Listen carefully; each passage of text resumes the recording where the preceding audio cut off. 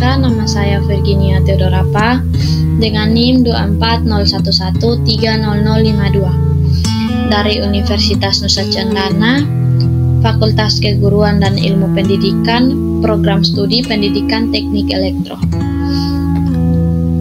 Di sini saya akan membahas beberapa materi tentang penyusunan kebijakan keselamatan dan kesehatan kerja.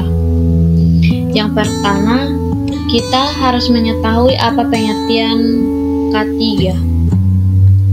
K3 atau keselamatan dan kesehatan kerja adalah suatu disiplin yang berfokus pada perlindungan, keselamatan, dan kesehatan para pekerja di tempat kerja.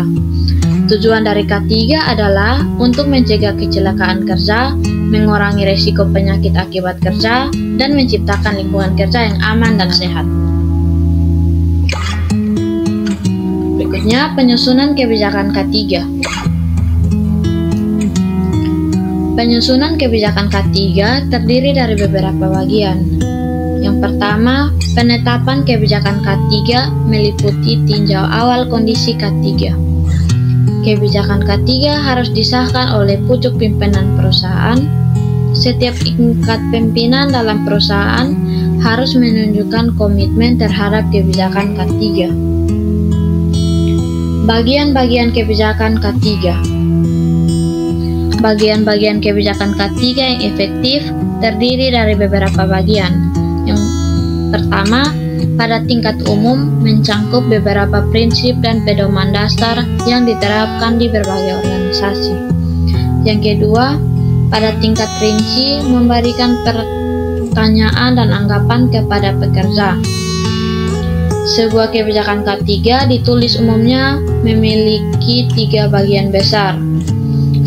Sebuah bagian pernyataan atau prinsip. 2. Sebuah bagian organisasi. 3. Sebuah bagian pengaturan. Menentukan penanggung jawab K3. Menulis kebijakan K3 akan melibatkan tugas dan kewajiban kepada anggota untuk memilih staf dengan kebijakan dapat menggunakan pedoman, kompetensi atau pelatihan dan dukungan penasehat, pengendalian atau pengawasan dan konstruksi, komunikasi atau lisan dan tulisan, kerjasama atau antara individu dan kelompok. Tanggung jawab manajemen. Tanggung jawab seorang manajemen K3 meliputi beberapa hal berikut. Yang pertama, komitmen terhadap K3. Yang kedua, pengembangan kebijakan K3. Yang ketiga, penyediaan dan pemantauan. Keempat, pengawasan dan pemantauan. Tanggung jawab para pekerja. Tanggung jawab seorang pekerja meliputi beberapa hal berikut. 1. Komitmen terhadap K3. Yang kedua, pengembangan terhadap kebijakan K3.